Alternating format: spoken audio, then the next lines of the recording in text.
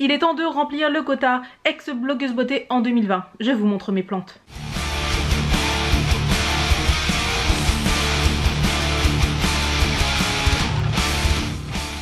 Bonjour à toutes et à tous et bienvenue pour cette nouvelle vidéo sur Blood is the New Black. Oui, je sais, je vais vous montrer des plantes vertes. Écoutez, avant... j'étais une blogueuse beauté, donc globalement une plante verte. Maintenant, je vous montre mes plantes vertes. C'est plutôt pas mal comme reconversion. Non, plus sérieusement, la plupart des blogueuses beauté se sont mises à aimer les plantes.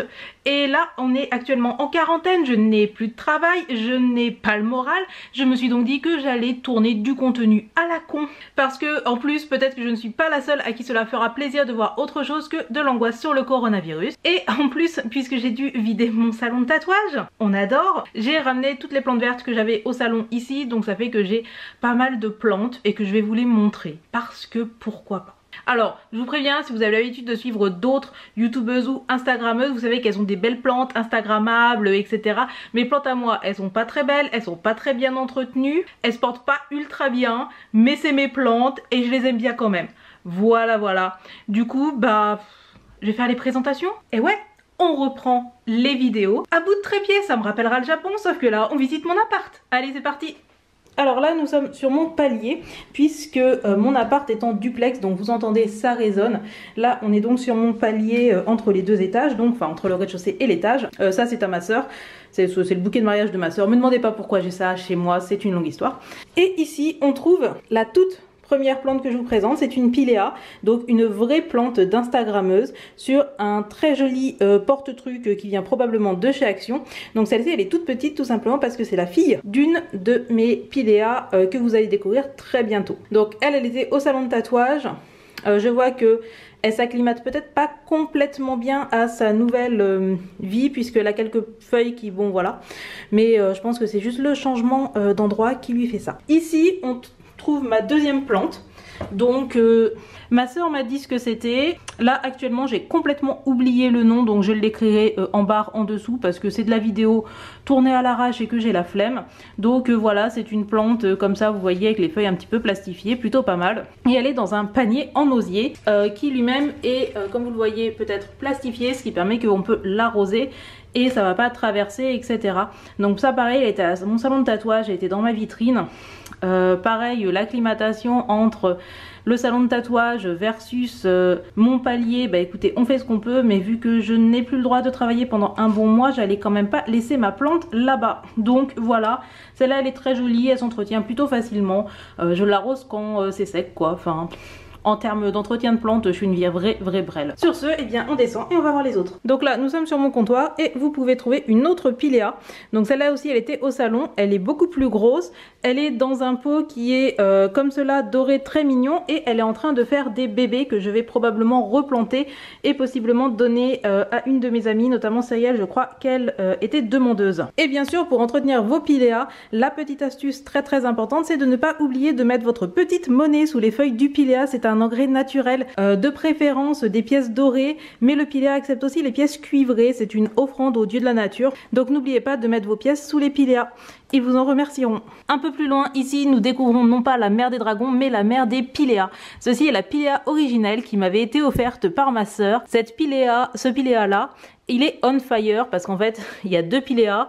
Il est en train de faire deux autres bébés qui vont potentiellement là aussi être enlevés et replantés ailleurs. Et regardez comme elle a grossi. Alors c'est là où vous voyez, moi les plantes, j'ai une approche très vivre et laisser vivre. C'est-à-dire que je pense qu'il faudrait que je la taille ou que je mette des tuteurs ou que je fasse quelque chose. Mais en fait ça m'amuse bien de la voir comme ça, prendre des positions improbables. Je trouve ça plutôt pas mal. Là encore en termes d'entretien, bah, je l'arrose quand la terre elle est sèche. Voilà, super l'entretien. Vous pouvez me faire confiance hein, comme vendeuse à Jardiland, il n'y a pas de souci, arrosez vos plantes quand elles ont soif. De ce côté-là, nous avons un pothos. Bon, j'ai appris le nom il n'y a pas longtemps. Hein. Pour moi, c'est la plante liane. Donc, c'est une liane que j'ai achetée il y a fort longtemps puisque cette plante-là doit avoir 7-8 ans facilement. Et en fait, à la base, elle était petite et maintenant, eh bien, elle ressemble à cela. Voilà. Il y a d'autres lianes qui sont au niveau des Gudetama là-bas. Bon, il y a des feuilles un peu mortes, mais il faut les enlever, voilà. C'est pareil en termes d'entretien, bah, c'est bien de l'arroser quand il est sec. Merci Séraph. Vous noterez au passage, il est sur une très jolie table vintage années 70s qui vient vraiment des années 70 et j'ai pas fait la poussière depuis a priori une demi-éternité. De ce côté-là, nous trouvons un ficus. Donc le ficus, c'est censé être un arbre qui grossit et qui devient très très grand, etc. Donc faut généralement lui prévoir un gros pot. J'ai prévu un gros pot. Le ficus, il a genre 10 ans. Il a jamais grossi. Alors, je l'ai jamais tué, mais il a jamais grandi. Et vous pouvez me donner tous les conseils que vous voulez pour le faire grandir, genre mettre de l'engrais et tout, je sais que je le ferai pas. Parfois, ce qui m'arrive, c'est de lui mettre du marc de café parce qu'on m'a dit que c'était bon pour la santé des potos, pour la santé des ficus. Donc voilà, j'ai un ficus. Écoutez, il est mignon, il est proche de la fenêtre, il est gentil, il est bien élevé, il fait pipi dans la litière, tout va bien. Bon, maintenant, on va faire un petit truc un petit peu particulier, c'est que je vais vous emmener dehors. Parce qu'en fait, moi, je vis à la campagne, donc j'ai la place d'avoir des plantes dehors. Donc je vais vous montrer ce que j'ai dehors, même si là, on est en mars, il n'y a pas grand chose. Et en plus, comme j'ai emménagé il n'y a pas longtemps, j'ai pas beaucoup de plantes, sinon avant j'avais genre un potager, vous savez, enfin tu sais les potagers en bois que tu construis, etc. J'en ai plus trop, donc là je vais vous emmener dehors, je vais vous les montrer. Et par contre, autant au Japon ça me gênait pas du tout de causer à ma caméra tenue à bout de bras, autant là aller dehors devant chez moi, j'espère vraiment qu'il n'y a aucun de mes voisins qui va passer, parce que sinon je suis déjà considérée comme une meuf chelou. Mais là on va être au summum. Allez, on y va. Si vous entendez du bruit, c'est ma chaudière, je suis désolée. J'ai deux plantes à panier, donc ça a un nom particulier. Moi j'appelle ça des plantes à panier, vous savez, après là ça va faire des bébés. Donc quand ça fera des bébés, il suffit de prendre un bébé et de le mettre ailleurs pour le replanter. Donc j'en ai un premier qui est dans un pot comme vous le voyez, tout à fait en discrétion, en élégance, et voilà. Et j'en ai un autre à côté.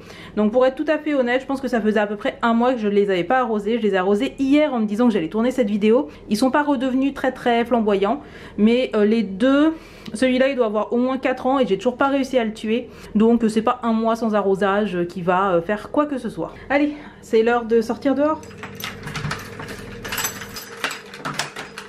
Un voisin vient de passer pile à ce moment. Bravo Séraph. Donc ici on a une de mes plantes favorites, il s'agit d'un trèfle à 4 feuilles que je suis très contente d'avoir. En réalité c'est le fils d'un trèfle à 4 feuilles qui est chez mes parents. Donc les trèfles, je crois c'est un oignon, un truc dans le genre, on l'a coupé en deux et j'en ai une partie. Sur le côté, voici un petit peu à quoi ressemble mon coin jardinage. Donc là c'est des mauvaises herbes, hein, très facile d'entretien, etc. Vous savez là c'est les mauvaises herbes qui s'accrochent et tout. Vraiment très bien, la mauvaise herbe ça pousse très bien chez moi. Ici c'est de la campanule, c'est très joli quand ça fleurit, ça fait des clochettes violettes de toute beauté.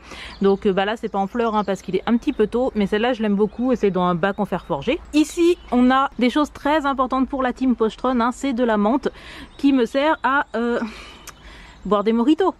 Parce que c'est Raph la Pochetron, voilà. Ici, donc là, en fait, c'est un lilas. Il n'a jamais fleuri, c'est un lilas en pot. Je crois que les lilas en pot, ça fleurit pas.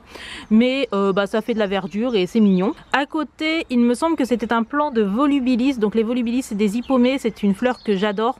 Et ce sont des plantes qui sont annuelles. C'est-à-dire que ça meurt. Et là, vous voyez, ça fait des graines. Et en fait, là où les graines vont tomber, ça va repousser. Donc c'est des plantes rampantes. Les hippomées ou volubilis, c'est considéré comme des plantes pas très nobles. Mais moi, je les adore parce qu'elles sont belles, c'est ce qu'on appelle les morning glory. Et de ce côté là, dans ce pot là j'avais une glycine et maintenant j'ai de la mauvaise herbe. Voilà. Bon voilà, c'était les plantes de Séraph. Je me suis tapé l'affiche devant un de mes voisins, j'espère que j'ai rangé la caméra suffisamment vite pour qu'il ne voit pas vraiment ce que j'étais en train de foutre. Si cette vidéo vous a plu, eh bien laissez-moi un petit pouce vers le haut, on va dire que c'est un pouce vert pour une fois, pas un pouce bleu. Si vous avez des idées de vidéos à me faire pendant la période de confinement, c'est le moment d'y aller, hein, parce que si on en est au point où je vous montre mes plantes, c'est qu'a priori je suis un petit peu au fond du trou. Si vous avez des conseils pour entretenir mes plantes, vous pouvez les mettre en commentaire, sachez que je ne les suivrai pas, parce que globalement, je les arrose quand elles ont soif. Et encore des fois j'oublie, voilà. Si vous avez envie de m'envoyer des plantes, vous pouvez toujours le faire, hein, mais bon, je suis même pas sûre que la poste elle marche encore au moment où cette vidéo sera publiée. Sur ce, j'espère que vous passez une bonne quarantaine. Si vous avez des plantes, essayez de les arroser, passez sur mon Utip, laissez-moi un petit pouce vers le haut, etc. Et sur ce, je vous dis à la prochaine, n'oubliez surtout pas d'allumer la lumière et on se dit à très bientôt, tchuss.